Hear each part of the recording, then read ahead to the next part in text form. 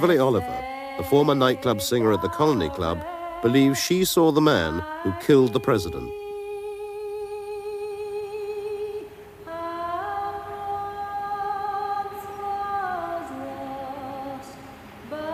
She was in Dealey Plaza on the morning of the assassination. She carried with her a brand new movie camera to film the president as he passed by. For many years she remained unidentified, and because of her distinctive headscarf, was known simply as the Babushka Lady. I had President Kennedy right in my zoom lens. You know, I could see Connally anytime. He's a Texan, right? Appreciate him, love him, he's great, but I wanted to see the president. In the carnival atmosphere surrounding the motorcade, there was no indication of the danger lurking seconds away in Dealey Plaza.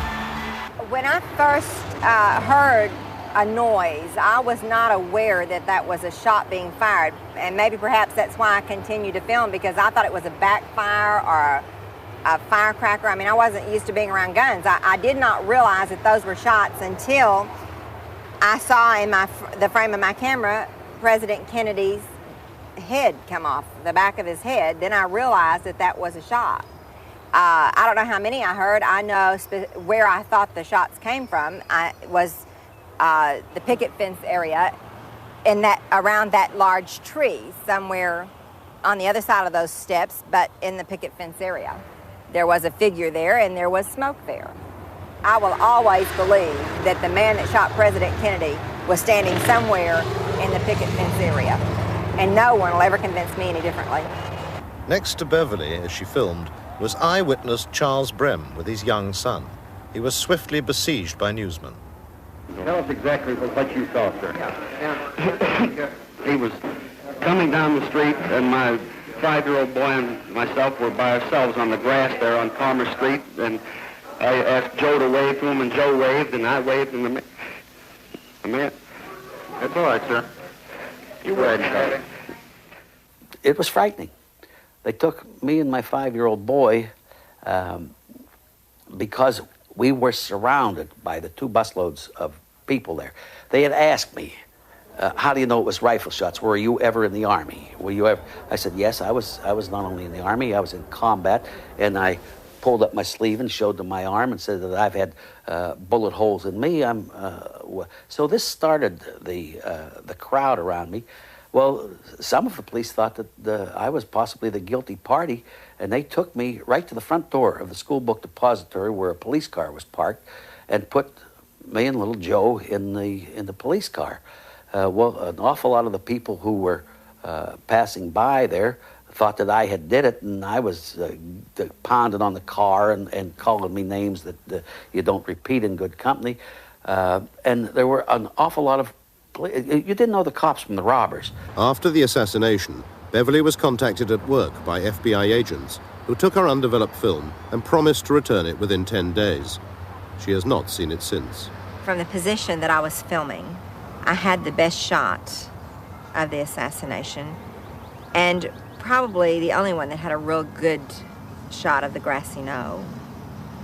And probably would be a lot of unanswered questions answered if my film could be found.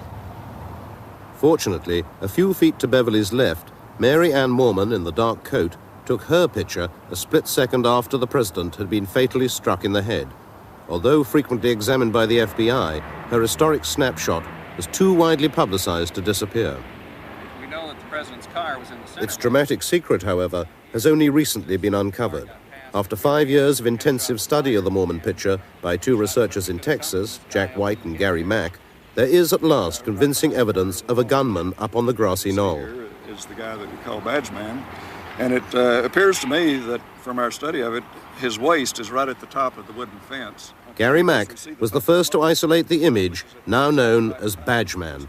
What I was looking at, to a lot of people, might have just been like looking at an ink blot or something, and all of a sudden I started to see eyes and ears and forehead and hair, and little by little the pieces of this image started to make sense to me. And that's when I first called Jack, and with his photographic work doing the blow-ups, we could see more and more and more detail. And at one point, we realized that this fellow was probably wearing a police uniform, or some type of uniform that was close enough to what the Dallas police were wearing. was so that he could pass as a police officer. And really, to me, that was the one scary moment, because that was such a brilliant plan. A police officer in that location, away from where people were watching, if anyone did see him, they wouldn't think anything about it, because there were police in that area, although nowhere near where we see this guy. So this guy was an imposter. And I got chills then, because that was the realization that this was a very cleverly, well thought out plan. You have to keep in mind that the Mary Moorman picture is about this size, and the area that we're dealing with is about a 1/4 inch square. So the area that Badgeman appears in is very tiny, and that's why the attempts to enhance it photographically have been very difficult over the years. This small area was the scene of an extraordinary encounter. Behind the picket fence, there is a car park, and in 1963, Gordon Arnold was a 22-year-old serviceman, just out of training camp and en route to a posting in Alaska. This is his first film interview. On that particular morning, what happened was I came downtown and I thought there was going to be a parade. So what I did was I parked my vehicle back here in this parking lot, and I intentionally walked to this particular corner because I wanted to take pictures of the parade off of the railroad bridge. Well, this is about as far as I got, because what happened is when I got my leg to about this position, a man came around the corner off the bridge, had a suit on, and he turned around and he told me that I wasn't going to be there. And I guess I was younger and more spunky at that time, because I told him, you and who else is going to keep me off the bridge?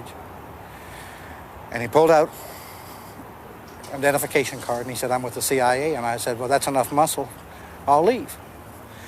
So I turned around and I brought my leg back over like this. I walked down the fence line here about halfway. And I was looking over the fence to see if I could get a good shot of the parade. And he come back up and he told me, he says, I told you to get out of this area. And I said, okay. So I walked the complete length of the fence, got around on the other side. That's when I started to line up my frame so that I could take the picture of the parade. I had been panning shots through here so that I could get whatever was going to come down the street. And I saw that it was the President of the United States. And as I was panning down this direction, just as I got to about this position, a shot come right past my left ear.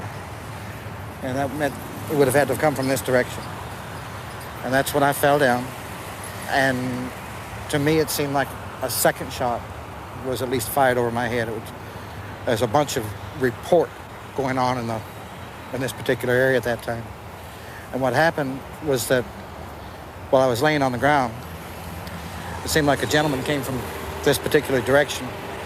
And I thought it was a police officer because he had a uniform of a police officer.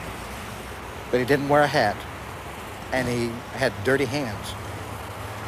But it didn't really matter much at that time, because with him crying like he was, and with him shaking when he had the weapon in his hand, I think I'd have gave him almost anything except the camera, because that was my mother's. And literally what the man did was kick me and asked me if I was taking a picture. I told him that I was. And when I looked at the weapon, it was about that big around, and I decided I'd let him go ahead and have the film. I gave it to him, and then he went back off in this direction. I went off in this direction. And 3 days later, I was in Alaska. And I didn't come back to the United States for about 18 months. We spent a lot of time studying the picture and looking at little details, and I guess in the back of our minds was a story that had come out 4 years earlier by a man named Gordon Arnold, who claimed to be a witness to the assassination and claimed to have been standing up by the fence. And there was a light blob of something very close to where Badgeman was. We weren't sure what it was, but gradually as details started coming out with Jack's photo work, we realized that this image was probably Gordon Arnold. And here's a guy who had told his story just to an acquaintance and was overheard, and that story went off to the news media, and Gordon Arnold was interviewed, and it appeared in the newspaper that he had been at the scene and was in that location, but no one believed him because there were no photographs or films that showed a man in that position. But all of a sudden, the Moorman picture confirmed his story. And again, the interesting part is that Gordon Arnold's story came out 4 years before we noticed the appearance of this figure in the Mormon photograph. We later learned that Arnold was wearing this Army cap that had a slight point at the top and a medallion on the right-hand side that said U.S. Army, and it's exactly what we see in the photograph. We also know that Gordon Arnold was filming this scene with a movie camera, and that's exactly what the photograph shows, because we see the right arm of the person in this position with his hand up toward his face and what appears to be obstructing his face, something perhaps like a movie camera. All right, you want to check that measurement once again? Yeah, this is about... Gary and Jack's work has been verified and duplicated by independent experts in Great Britain. Measurements taken in Dealey Plaza and from Mary Ann's original camera confirm that it was possible for the Badgeman figure to have fired the fatal headshot. And excellent view of the street from here. See the center lane, which is where the president was, and see that whole lane for almost the entire period. It's a great position to be in. But the photograph had yet more to reveal. I was sitting in my office here one day looking at the picture, and I saw just all of a sudden what appeared to be another image standing directly behind the Badgeman. This appears to be a person in a hard hat and a white T-shirt. The lighting on him is entirely consistent with the lighting on Badgeman. In other words, there's a highlight on the construction helmet that he seemed to be wearing. There's a shadow of his head down on his shoulders, and the lighting source is absolutely consistent with the rest of the picture. He appears to be looking off in the direction of the school book depository. It was important in all this work that we develop somehow some independent corroboration for what we were seeing. And one of the important and yet often neglected witnesses in the Kennedy case is a railroad signalman named Lee Bowers, who was working in a railroad tower behind the picket fence and behind the grassy knoll. And he had a good view of the area where we see these figures. And he testified to the Warren Commission and told them that when Kennedy appeared in Dealey Plaza, there were two men behind the fence that he could see. And these two men were in this one position the whole time before, during, and after the shooting. Lee Bowers died in a mysterious car accident 2.5 years after the assassination. However, his story is confirmed by another eyewitness, Ed Hoffman, a deaf mute who is interviewed here for the first time. I'd gotten off work early because I had a dentist's appointment. I was traveling down the freeway here, and I remembered that President Kennedy was coming to visit Dallas. I parked my car here. I realized at this spot that I would be able to see Kennedy pass close by. I stood here and waited, and I was looking towards where he would be coming from. I suddenly saw two men who looked suspicious directly over there in the car park. 25 years ago, these trees did not obscure the view. From his position at the side of the freeway, Ed Hoffman could clearly see the car park area behind the grassy knoll. I saw a man standing here, wearing a black hat and a blue jacket. I saw a puff of smoke, and I thought it was a cigarette, but it wasn't. He had a gun, and he walked towards the railroad. He tossed the gun to the second man. Then he turned and straightened his jacket, adjusted his hat, and walked casually away.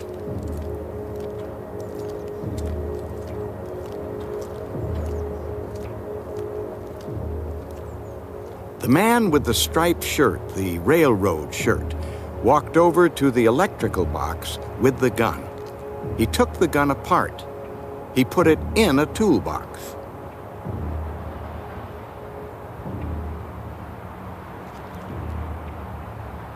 He then walked slowly away in the direction of the railroad track. When the motorcade passed by below me here, I realized that Kennedy had been shot. I was horrified. I saw a policeman standing on the railroad bridge, and I tried to get his attention, but he didn't see me.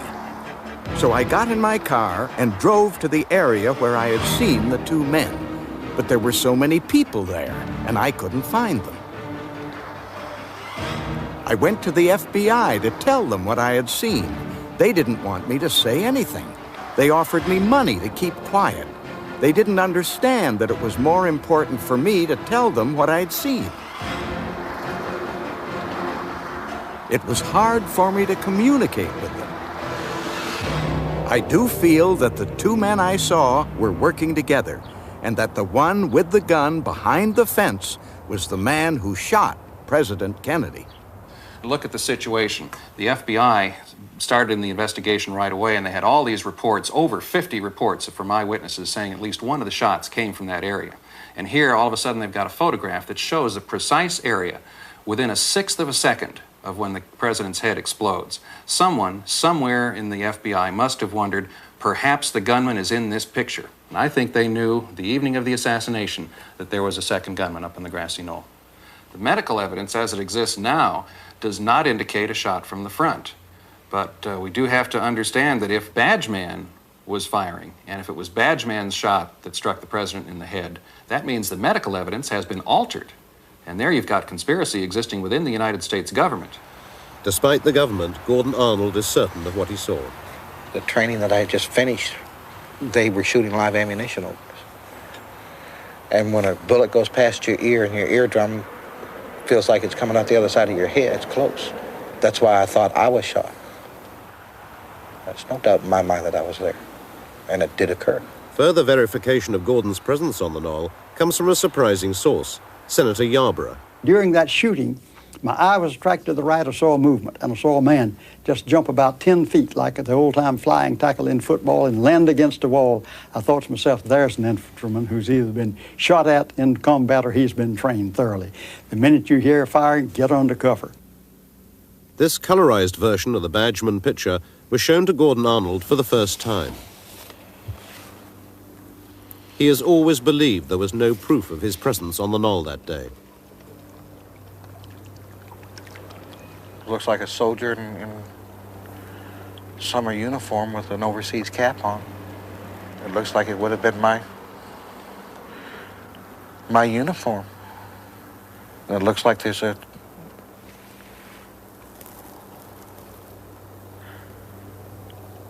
camera.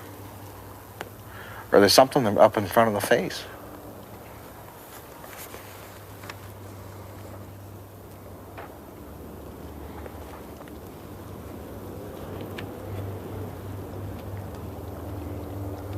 It looks like a white spot. If it's a flash, it would be like off of a muzzle flash. This looks like a police officer because that would be the badge. That would be the arm emblem. Would this fella back here be the railroad man I asked you about this morning? Because when I was walking to the site, and I had never told anybody that I had, when we were out there filming, it reminded me that there was a railroad worker just standing out there by the railroad tracks. But it looks like somebody's taking a picture. Yeah, I couldn't figure out why would I be standing crooked until I flipped that up, and if that's a muzzle blast or flash, then whoever's standing there would have been a fool to stand up straight. He'd been trying to get away from harm's way is what it boils down to. And that could very well be me.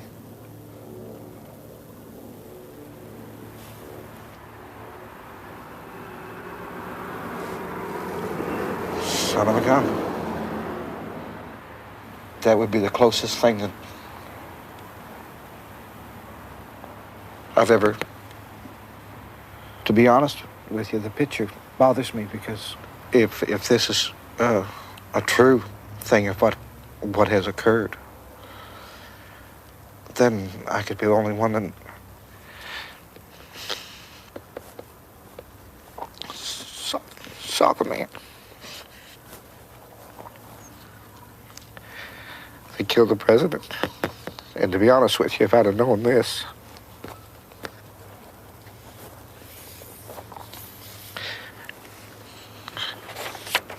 I wouldn't have given the interview.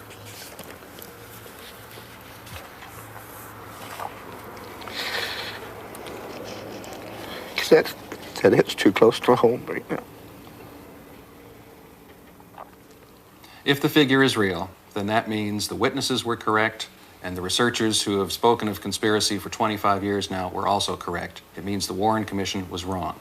There was a conspiracy. The question then is, who was involved in the conspiracy? And alongside with that is, was Lee Harvey Oswald involved in the conspiracy? One of the good things the Warren Commission did was literally itemize the last few days of Lee Harvey Oswald's life. And the problem for the Warren Commission now would become, well, he had no opportunity to be with other people to plan something like this. So we now have to wonder seriously, perhaps for the first time, whether Lee Harvey Oswald even fired any shots. The search for the men who did fire the shots has taken a dramatic step forward due to a painstaking and dangerous investigation by one man, writer Steve Revell. My goal throughout the last 4 years has been to identify the people who actually murdered the President of the United States, build a case against them, and bring them into custody so that they can be questioned. Because it seems to me that the only way we are going to learn the true nature of this conspiracy and identify the people who were ultimately responsible is through them. Writer Steve Revell's lone pursuit of Kennedy's killers began 4 years ago. His first breakthrough came when he was given the name of a French drug smuggler in prison in the United States, who, it was rumored, had some first-hand knowledge of the president's assassination. The initial turning point was the first meeting that I had with the French narcotics trafficker at Leavenworth Penitentiary. His name was Christian David. He had been a member of the old French Connection heroin network. He had then been a leader of the Corsican drug trafficking network in South America, known as the Latin Connection. And he had also been an intelligence agent for a number of intelligence services around the world. In exchange for my help in finding him an attorney to represent him against the possibility of his deportation to France after he finished his sentence at Leavenworth, he agreed to give me a certain amount of information concerning the assassination based upon his own knowledge. The first thing that he told me, very reluctantly, and only after 4 or 5 hours of my arguing with him, was that he was aware that there had been a conspiracy to murder the president, and indeed in May or June of 1963 in Marseille, he had been offered the contract to kill President Kennedy. That was the initial breakthrough, if you will. He was eventually deported to France. I remained in contact with him. I went to Paris to interview him in 2 prisons in Paris. And in the fear that he would be either committed to an asylum or that he would be convicted of an old murder charge, he gradually gave me additional information about the assassination. His position was that there were 3 killers and that they had been hired on a contract which had been placed with the leader of the Corsican Mafia of Marseille, a man named Antoine Guérigny. Guérigny, he said, was asked to supply 3 assassins, high-quality, experienced killers, to murder the president, and that Guérigny did so. In the course of one of the first significant conversations I had with David on this subject, he told me that he had been in Marseille in May or June of 1963, and that every evening he went to Antoine Guérigny's club on the old port of Marseille to meet people who owed him money. One evening, Guérigny sent for him, asked him to come to his office, which was above the club. And Guérigny told him that he had an important contract, and he asked David if he were interested. David said, who's the contract on? And Guérigny said, an American politician. David asked, well, is it a congressman, a senator? And Guérigny said, higher than that. La plus haute légume, he said, the highest vegetable. At that point, of course, David knew who he was talking about. David asked him where was the contract to be carried out, and when Guérigny said it would be done inside the United States, David refused on the grounds that that was much too dangerous. Now, David initially would only give me the first name of one of the 3 men on the grounds that 2 of the 3 were still alive, and since they were members of this Corsican milieu, which has a code of silence and a code of vendetta, if he named them, he himself would be murdered. However, he did agree to give me the first name of the 3rd man who he said was dead, and that man, he said, was named Lucien. I then spent a great deal of time in Paris and Marseille trying to find out who this Lucien was. And through contacts that I made in the journalistic and police and intelligence communities, I was able to determine that this Lucien was in fact a Corsican drug trafficker and killer of the 1960s and 70s by the name of Lucien Sarti. Sarti had been killed in Mexico City in 1972.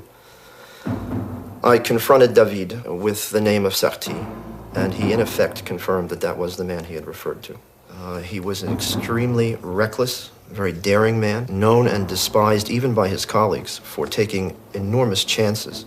But that same recklessness made him one of the most successful contract killers and drug traffickers of his era. Having identified Sarti, Christian David, fearing for his life, refused to name the other two assassins recruited to kill Kennedy. Nonetheless, in successive interviews, he slowly began to reveal how the contract, placed here in Marseille, had been carried out. In the fall of 1963, the three killers were flown from Marseille to Mexico City, where they spent some 3 or 4 weeks at the house of a contact in Mexico City. He said that they were then driven from Mexico City to the U.S. border at Brownsville, Texas. They crossed the border using Italian passports. He said that they were picked up on the American side of the border at Brownsville by a representative of the Chicago Mafia, with whom they conversed in Italian. They were then driven to Dallas and put up in a safe house which had been prepared for them so as not to leave any hotel records. He said that they spent several days taking photographs of Dealey Plaza, and in the evenings at the safe house they studied the photographs and they arranged what he called a crossfire with 3 guns. On the question of the actual murder, he was reasonably specific that 2 of the assassins were in buildings behind the president's limousine. He did not know which buildings. However, he did specify that one was high and one was low. In fact, he said presque sur l'horizontale, almost on the horizontal. And he went on to add, you can't understand the wounds unless you understand that one of the men was almost on the horizontal. Now, in a separate conversation with David, I asked him, based upon what I knew about Sarti's penchant for changing his appearance, whether Sarti had ever said anything to him about having worn a disguise. And David said, "What do you mean by a disguise?" I asked him, did Sarti ever indicate that he wore clothing other than he normally would have worn? And David thought about it for a moment and said, he wore a uniform. I asked him what kind of uniform, and he refused to answer. But he did add that on jobs like this, they were always in disguise. He said if, for example, there were a military post nearby, they would dress in military uniforms. He said that there were 4 shots. The first shot was fired from the rear, struck the president in the back. The second shot was also fired from the rear, and as David said, hit the other man in the car. The third shot was fired by Sarti from the front, struck the president in the head. And the 4th shot was fired from the rear and missed the automobile entirely. So his scenario, as he claims to have learned it from the gunman, was 3 guns, 4 shots, 3 hits, 1 miss. He also added at one point that 2 of the shots were fired almost simultaneously. He said that in the moment of panic, which always follows an incident of this kind, they were able to get away from Dealey Plaza and go back to the safe house. Now, he made the specific point that the worst thing that you can do at a moment like that is to try to escape. And so they stayed in their safe house for some 10 days until things quieted down sufficiently, and then they were flown by a private plane from Dallas to Montreal. He said that the people who met them in Montreal were established contacts who were used to moving people in and out of the country, and that from Montreal they returned to Marseille. Now, having told me all of this, I presented to him the obvious problem, which was his personal lack of credibility. And I asked him, was there anybody in the world who could substantiate this story?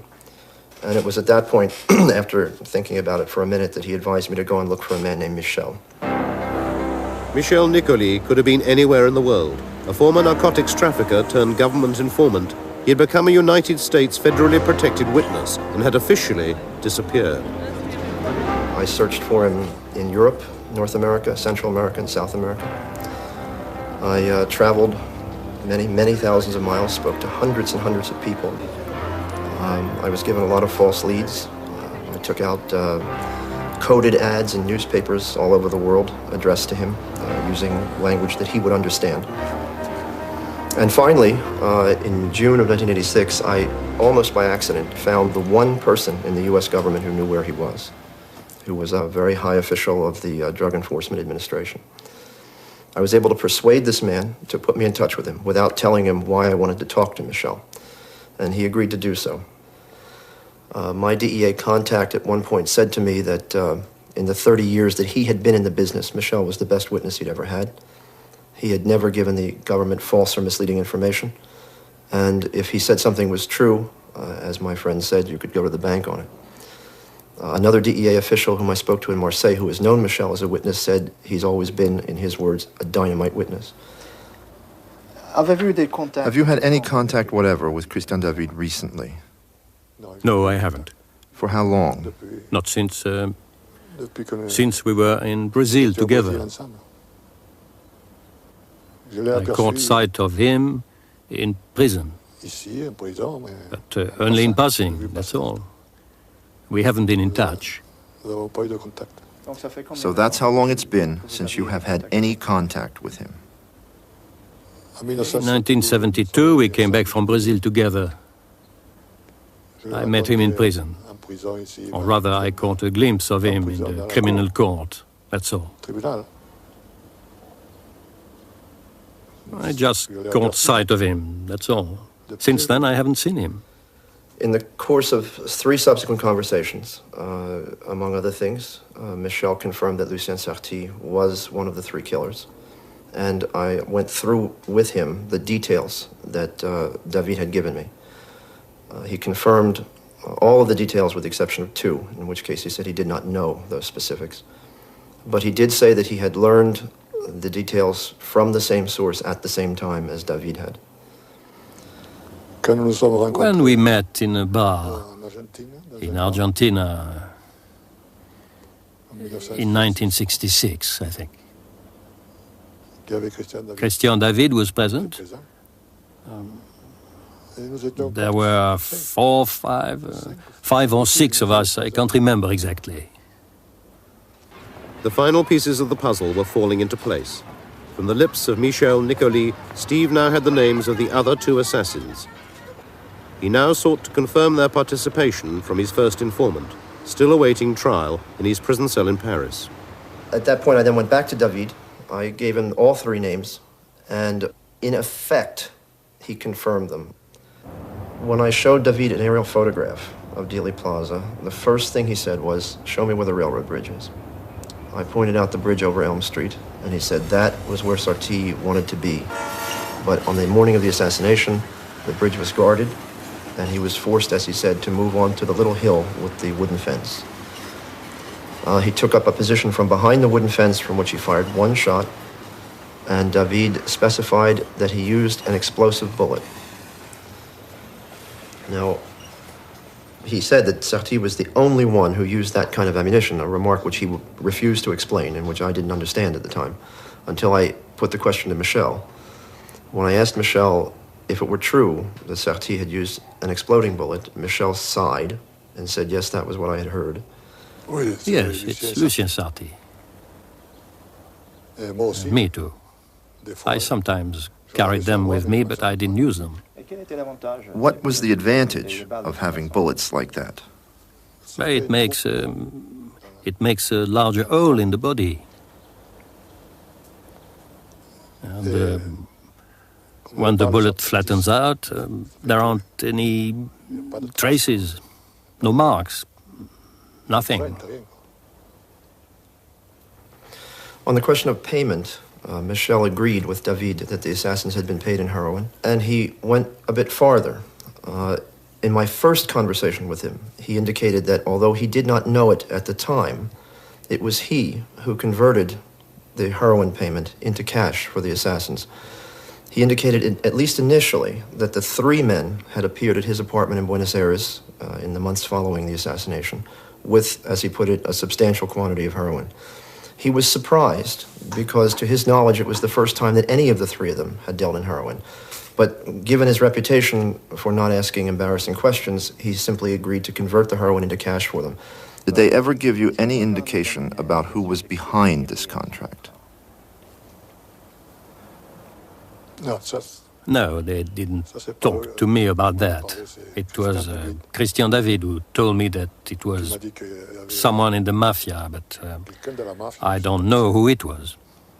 But it was known more or less generally in this circle of Frenchmen in South America that it was the mafia that was behind it. Yes. My own conviction at this point is that the contract probably originated with Carlos Marcello of New Orleans, who placed it in Marseille through his colleague Santos Traficante Jr., who had the closest relations with Antoine Guérini.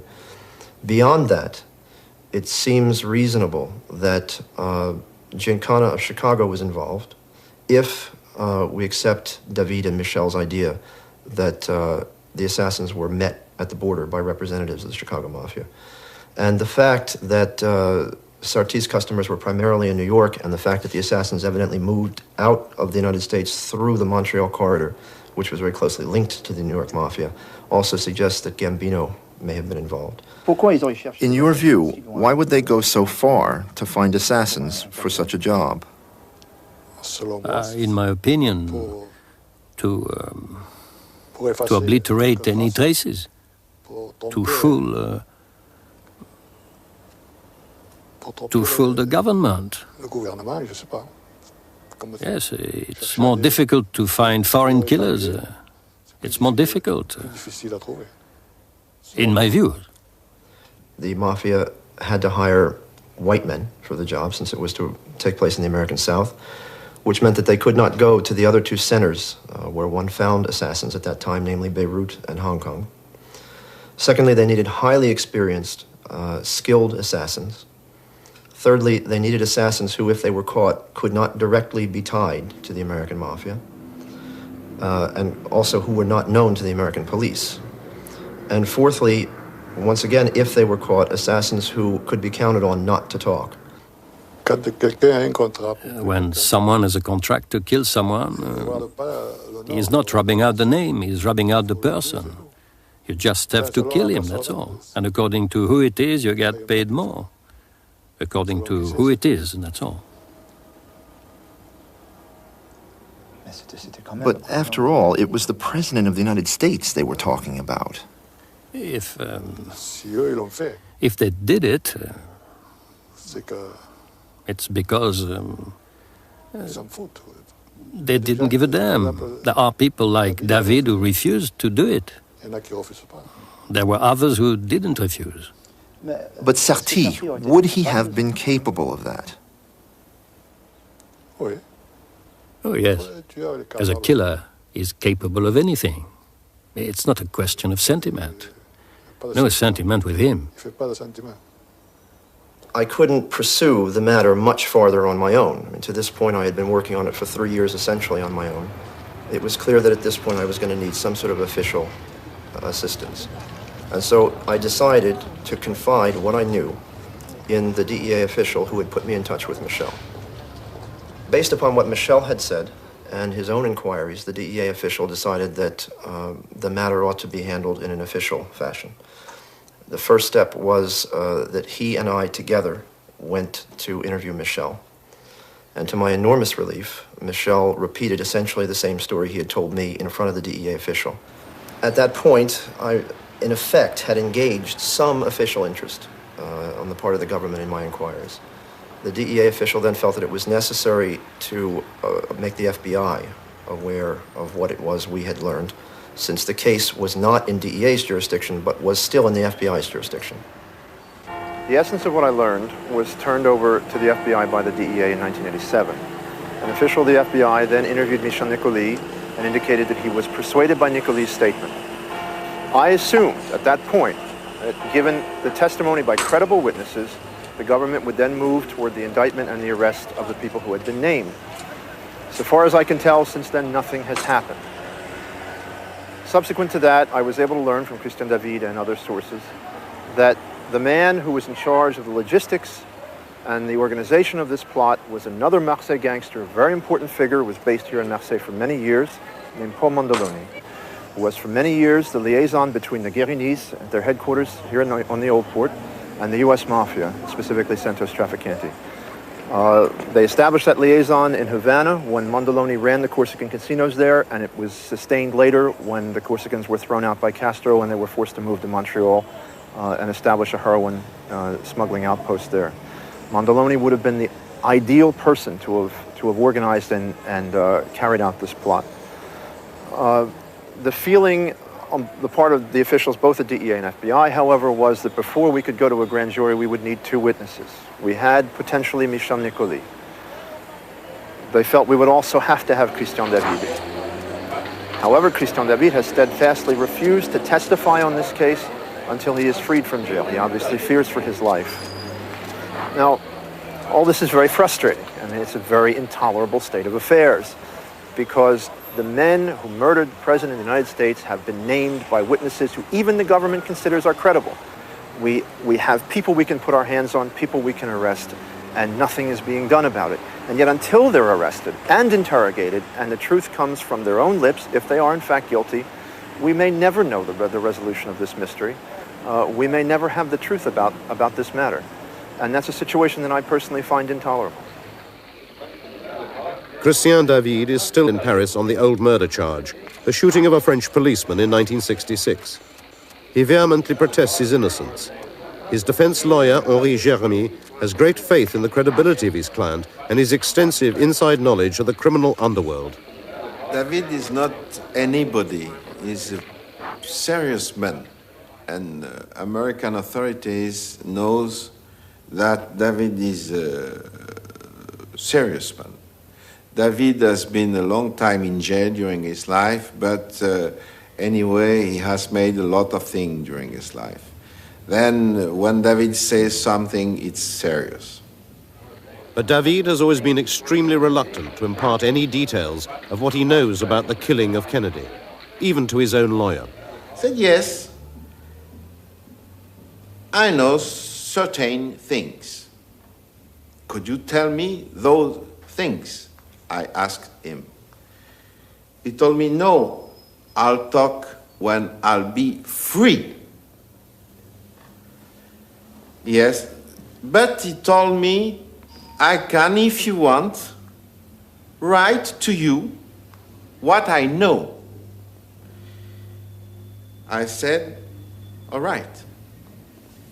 And then he wrote to me a letter, a closed letter. And on this letter, it's written, cette lettre doit être gardée en dépôt par mon avocat jusqu'à ce que j'ai retrouvé ma liberté. Elle ne peut pas être ouverte sans mon autorisation. That letter must be kept in deposit by my lawyer until I am free. It's impossible to open it without my authorization. There is two signatures, Christian David, Christian David. I think there is in this envelope details important to find murderers, because I think there were murderers, and not only one murderer. That's what it is in this envelope. That's what I think about that. With the new evidence that has emerged from these investigations, so many of the mysteries surrounding the murder of the president can at last be explained. Not least of all, the manipulation of the medical evidence to conceal the devastating effects of the dum-dum bullet fired from the right front by Lucien Sarti. The use of such a distinctive missile and its trajectory would have been immediately apparent at a normal autopsy, as Dr. Cyril Wecht explains. A frangible bullet is one that is constructed to literally break apart upon impact. Some people call it an exploding missile, some people call it a dum-dum, but they're not quite the same. I think the more correct technical word would be a frangible bullet. If a frangible bullet had been fired from the right side, then it would have, of course, dispersed into dozens, if not hundreds, of fragments, leaving no significant piece of itself intact. There were many small pieces of metal that were never subjected to neutron activation analysis testing. And unless that was done, you see, we could never know for sure whether all of the fragments came from one particular bullet or one batch of bullets. That's the significance of the brain examination relating to whether there was a second gunman and also the possibility of whether a frangible bullet had been used by that second gunman firing from the right side. I've become convinced that Oswald had nothing to do with the assassination and that he was very carefully chosen and very carefully set up to take the blame. Based upon what I've learned, it seems to me that all the principals involved in the plot to kill the president had ties of one kind or another with U.S. intelligence agencies. There was Trafficante and Giancana, who had been conspiring with the CIA to assassinate Fidel Castro. Antoine Guérini, who had had a relationship with both the OSS and the CIA dating from 1943. And there was Oswald, whom I'm satisfied had been used as a low-level intelligence operative. So even though I don't think that the CIA, for example, had anything directly to do with the assassination, on the day after the assassination, they found themselves in a horribly compromised position, a position in which they could very easily have been blackmailed by the plotters into covering up whatever they knew about the assassination. But the mafia could hardly have acted alone, given the intricacy of the assassination plot and the strength of the cover-up for 25 years. Colonel Fletcher Prouty was Chief of Special Operations of the Joint Chiefs of Staff during Kennedy's presidency. He believes even more powerful forces were ultimately responsible. I think without any question, it's what we call the use of hired gunmen. And this isn't new. In fact, this little manual here, which is called the Assassination Manual for Latin America, contains a line which says that, talking about Latin America, if possible, professional criminals will be hired to carry out specific selective jobs in quote, which means murders. Well, if this manual for Latin America, printed within the last few years, and a government manual, says that, there's no question but what the application of the same techniques was dated back in Kennedy's time. In fact, I know that from my own experience. You know, I was in that business in those days. So, with that knowledge, you begin to realize that hired criminals, the way this book says, can be hired by anybody in power with sufficient money to pay them, but more importantly, with sufficient power to operate the cover-up ever after. Because you see, there's one thing to kill somebody. It's another thing to cover up the fact that you did it or that you hired somebody to do it, and that's more difficult. So they use the device of the Warren Commission report to cover up their hired killers. Now, who would hire the killers, and who has the power to put the Warren Commission report out over the top of the whole story? You see, you're dealing with a very high echelon of power. It doesn't necessarily reside in any government. It doesn't necessarily reside in any single corporate institution, but it seems to reside in a blend of the two. Otherwise, how could you have gotten people like the Chief Justice of the Supreme Court to participate in the cover-up, the police in Dallas to participate in the cover-up, etc., and the media? You know, all the media, not just one or two newspapers, but none of them will print the story that other than Oswald killed the president with 3 bullets, something that's absolutely untrue. I think it's extremely important for the American people to know that there can be the overthrow of a government, that there can be a coup d'etat in America, that in fact did happen through the assassination of President Kennedy. In order to prevent that kind of thing from happening again, in order to expose the forces that were responsible for that kind of murder and the kind of cover-up that has ensued in the following 25 years, it's necessary to expose it. Otherwise, we can have the same thing repeated again. Therefore, in the same fashion that we have exposed problems and scandals involved with Watergate, problems in Vietnam, problems in Central America, problems in the overthrow of governments elsewhere like Allende in Chile, and on and on and on, so must we expose that same kind of political assassination in our country. As painful as it may be, as disruptive as it might be in a transitory nature, as embarrassing as it might be to certain individuals and organizations in the United States government, that has to be uncovered. If they were able to do it to John F. Kennedy then, they could do it to some other president in the future.